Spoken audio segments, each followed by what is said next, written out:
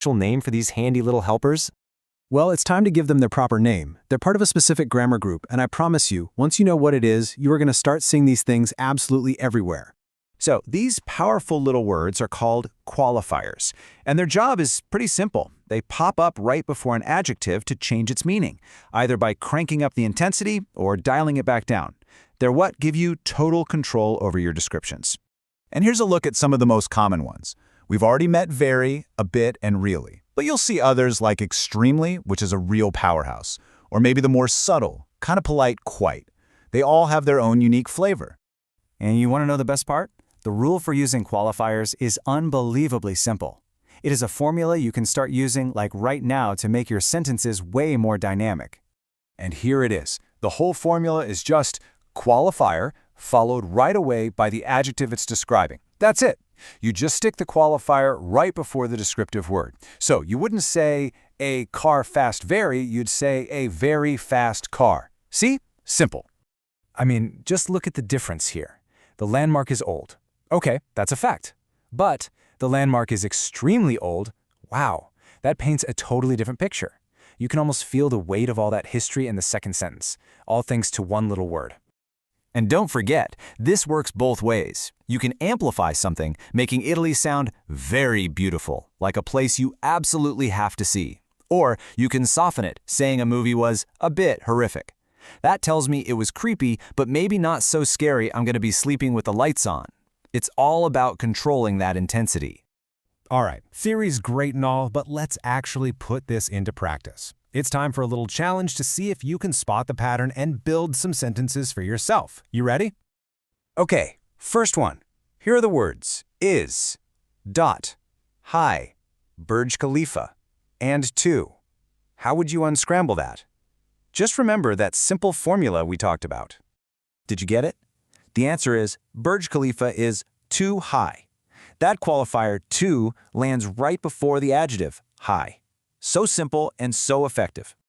Let's try one that's a little bit trickier. The words are very, Eiffel Tower, landmark, dot, is, famous, and a. Take a second. How would you put these together? And the correct sentence is, Eiffel Tower is a very famous landmark. Again, you can see our little power couple right there, very and famous, working together perfectly to describe that landmark. Okay, last one for this round. We've got, comma, extremely, landmark, an, Timgad, old, and is.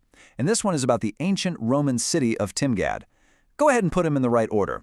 And the answer is, Timgad is an extremely old landmark. That qualifier, extremely, really drives home just how ancient and incredible this place is. You're getting the hang of this. Great job. Hey there, and welcome. You know that feeling when you're trying to tell a story, but all the good parts come out in the wrong order? Well, today, we're going to fix that. We're going to learn the secret to telling a great story, step by step, using a few simple but really powerful words. So, just think about it for a second. How do you describe a trip you took, or even just what you did this morning, without confusing everybody? You've got to make sure your listener can follow along from the beginning, to the middle, all the way to the end. It's all about putting things in the right order, and that's exactly what we're going to master today. And to help us learn, we're going to tag along on this awesome school trip across Algeria. This journey is going to be our guide. Together, we're going to take all the events of the trip and organize them into a perfect, super easy-to-follow story. Okay, so here's our starting line. This one sentence sets the scene perfectly, doesn't it? We know who went, where they went, and why they went. It's a fantastic beginning. But now we need to fill in all the juicy details of the journey itself. So here are all the amazing things that happened on the trip, but take a look at those numbered blanks. Right now, it's really just a list, and it feels, well, a little disconnected, right? We need to pop in some special words to connect these ideas and turn this list into a real story. So, how are we going to fix this? We need the right tools for the job. In writing, these tools are called discourse markers. Now that might sound a bit fancy, but you can just call them sequencers. These are the secret weapon words that are going to bring our story to life. Just think of these words as signposts for your story. They literally tell the reader, hey, we're at the beginning, or, okay, this happened next, and we're wrapping up now. They turn what could be a confusing jumble of events into a clear step-by-step path.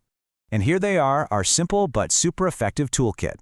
To kick off your story, you use first. Easy enough.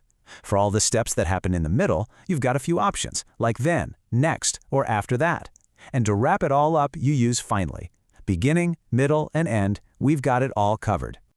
All right, enough talk. We've got our tools, we've got our story with the gaps. I think it's time to put what we've learned into practice. Let's head back to that school trip across Algeria and fill in those blanks together. Let's do this! Okay, let's tackle that first blank. This is where the whole adventure begins. So, which word from our toolkit signals the start of a story? You got it, it's got to be first. First, we started our journey. See? Perfect fit. Okay, the trip has officially started. Now, for the second stop, we need a word that shows what happened next in the sequence. Any of our middle words would do the trick here, but let's go with then. It flows perfectly. Then we headed east to Constantine by bus. And the journey continues. They're on the move again. To show this next step and keep our story flowing nice and smooth, let's use another one of our middle words. Next is a great choice here. Next, we drove south to Botna. It just works. We're getting near the end of the trip, but we're not there yet. To introduce this next part of the journey, and hey, to add a little variety, we can use our third middle sequencer. After that. It fits in perfectly. After that, we travel to Algiers and then to Mascara. And here we are, the final event. The tour is over, and the students are heading home. This is the conclusion of the story. So which word signals the end? Of course, it's finally. Finally, we return to our beloved city Sétif. Now, let's read the whole thing and hear how it sounds all put together. Listen to this. First, we started our journey. Then, we headed east. Next, we drove south. After that, we traveled to Algiers. Finally, we returned. Can you feel the difference? It's not a list anymore. It's a smooth, connected story, and those sequencers guide us through it effortlessly. Awesome. So we know the words, and we know how to use them to put our story in order. But to be really great writers, there are two tiny but super important punctuation rules we need to know. Think of it as the key to making your writing look polished and professional. And you know what? The rules couldn't be easier. Whenever you start a sentence with one of these sequencers, first, then, next, after that, or finally, you just have to do two things. Number one, start the word with a capital letter. Number two, put a comma right after it. That's it, every single time. Let's see this rule in action with the first sentence from our story.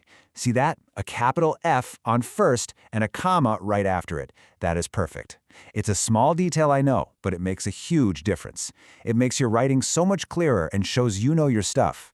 So what's the big takeaway here? It's that these simple little words are basically storytelling superheroes. They swoop in, take a boring, jumble list of facts, and transform it into a clear, logical story that anyone can follow and actually enjoy reading. And now, it's your turn. You're the storyteller. Think about something you did yesterday, or a trip you took, or even the steps to your favorite recipe. What's the first story you're going to tell using these new sequencing powers? Go on, give it a try. Thanks for hanging out with me today.